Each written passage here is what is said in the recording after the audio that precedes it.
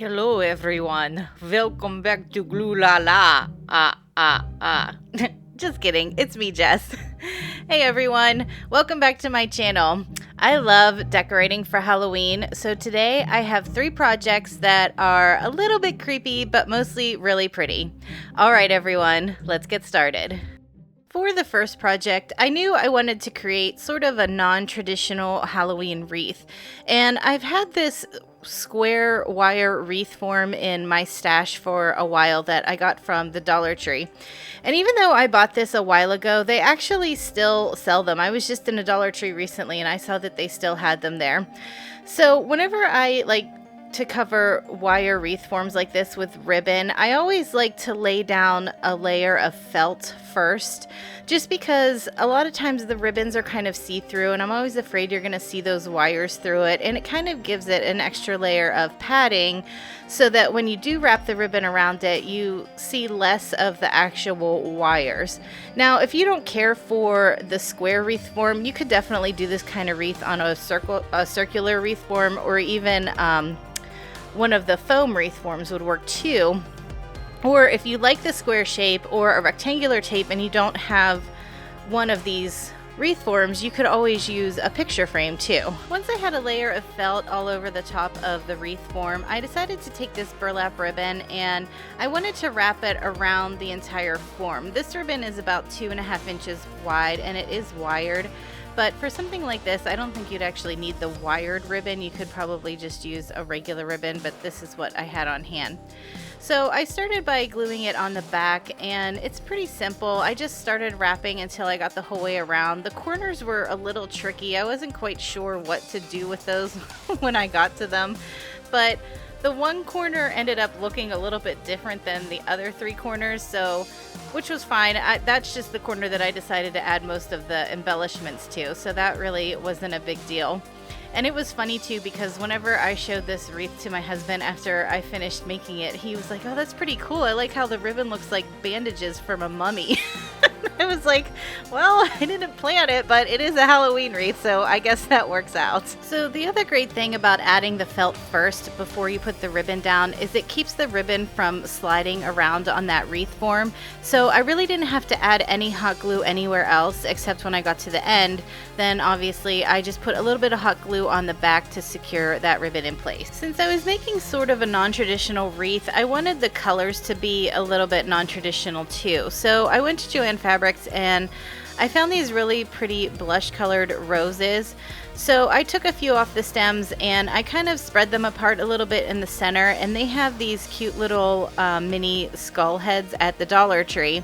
So I just added a little bit of hot glue to the center of the flower, and then I was able to glue the skull right down into the center of the flower. I knew I would need a few filler pieces for on the wreath, so I decided to take some of this black tulle that I had in my stash, and I just kind of accordion pleated it up until I felt like the bunch was big enough. And then once I had it all gathered up in the center, I just tied it around with some black jute that I had in my stash.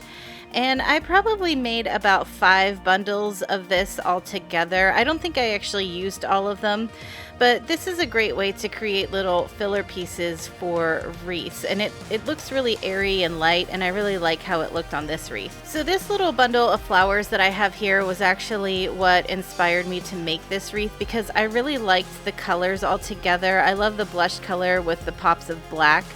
So that's why I bought those blush roses, and then I bought another bundle of black flowers as well. The reason I bought them at Joann's is because my Dollar Tree hadn't brought out their black flowers yet, but now they have them too. They have those really funny black roses with the eyeballs in the center, which I just think is hilarious. So of course I went and bought a few of those too. So for this wreath, to get everything started, I always like to lay down a little bit of a base first with just some leaves, because then that way it kind of helps cover up any little bare spots. And I decided on my wreath to keep my embellishments just in the lower left hand side, and it kind of trailed up the left hand side of the wreath as well. And like I said before, I had one corner that the ribbon was wrapped just a little bit differently than the other three. So that's the corner that I used to start the embellishments on. That way the other three corners kind of matched and you couldn't tell where this one was just a little bit different. So once I had all of my base layer leaves in place, then I just started building up the other layers. I started with some of the longer fringier pieces from that bundle of flowers I got from Joann's. And I laid one of the really long ones to go up the left side of the wreath. That way it had a little bit more character with some like pieces hanging out the top and everything. And then I laid a few pieces along the bottom, but I wanted to concentrate most of the embellishments on the left side. So I tried not to go too far over on the bottom, like too far into the right hand side of the wreath. I just kept adding more and more layers of things until I was happy with how everything looked. My personal preference when it comes to wreath is to have a little bit of an asymmetrical look. That's why I kind of kept everything on the left hand side. But if that's something that you don't prefer, you could definitely start out by putting everything towards the center on the top or the bottom. There's a lot of different ways that you can customize this wreath. But I really love how this wreath turned out.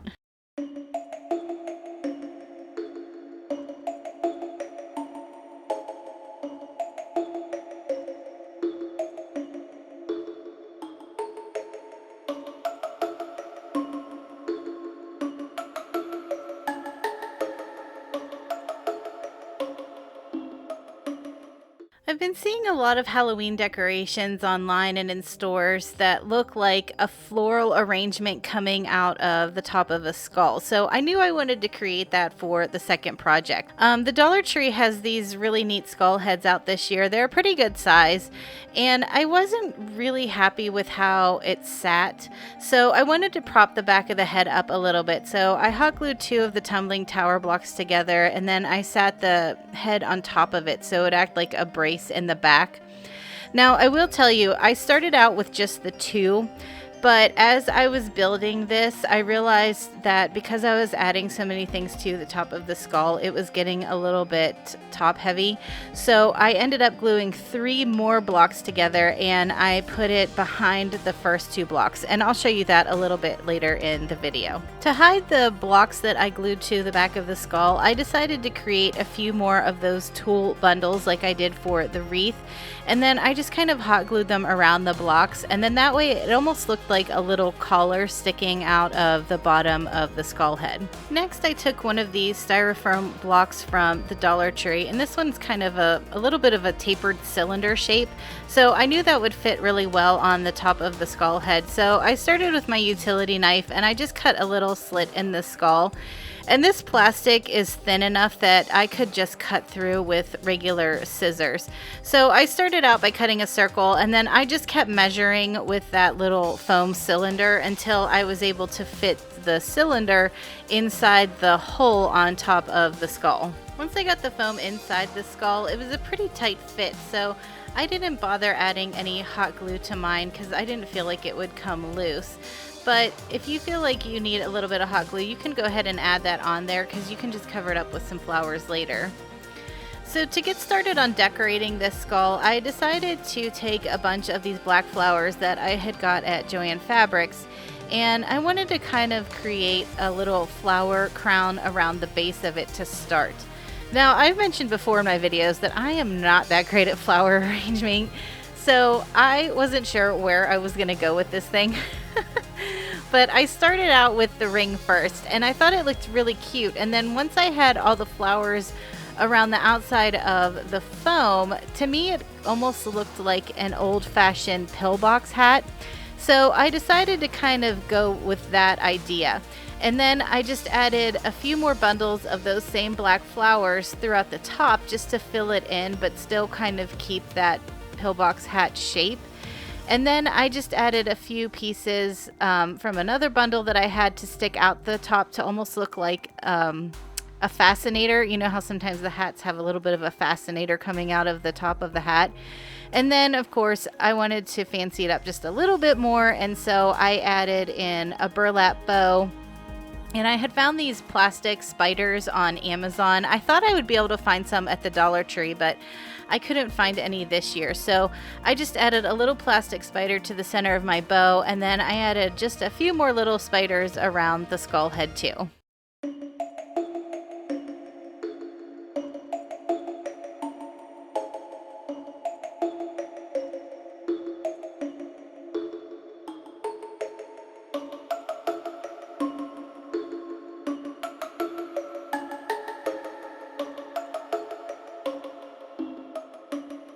Okay, so for the last project, I wanted to create a candy dish for Halloween.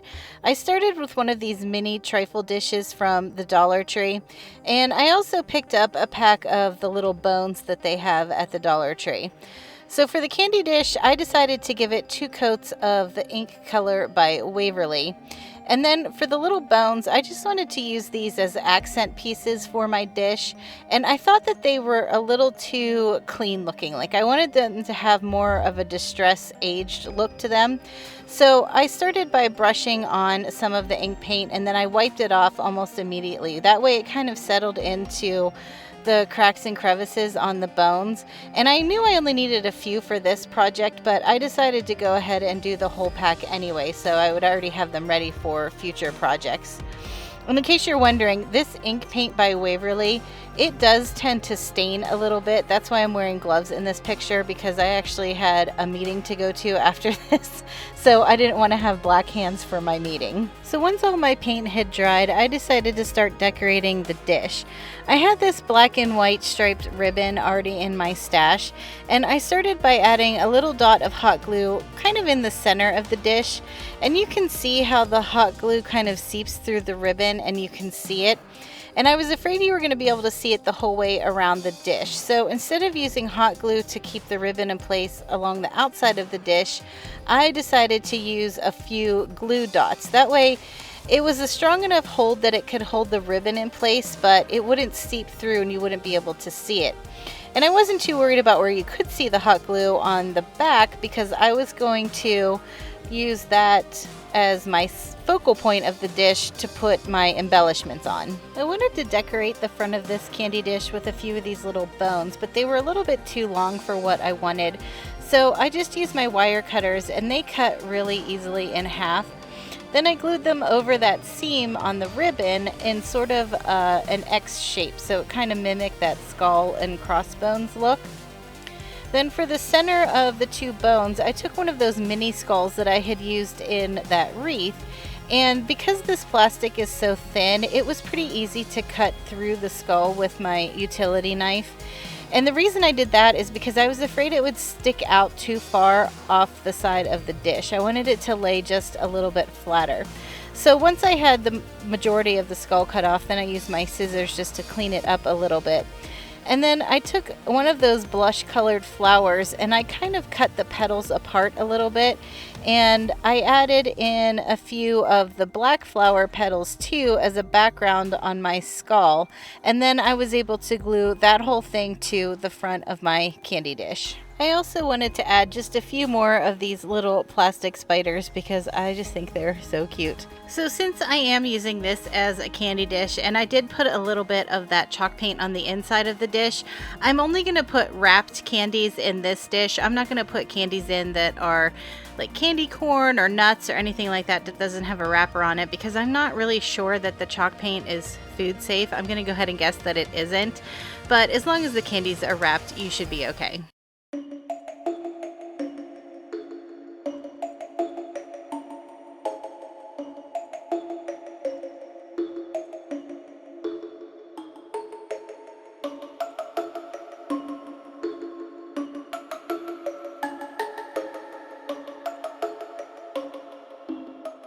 Here's a final look at all the projects.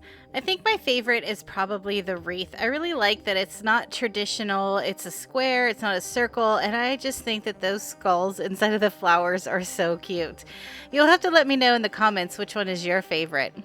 Alright everyone, I hope you liked this video. If you did, make sure you give it a thumbs up, click subscribe, ring the bell, do all the things. Have a great week, and I'll talk to you in the next one. Bye!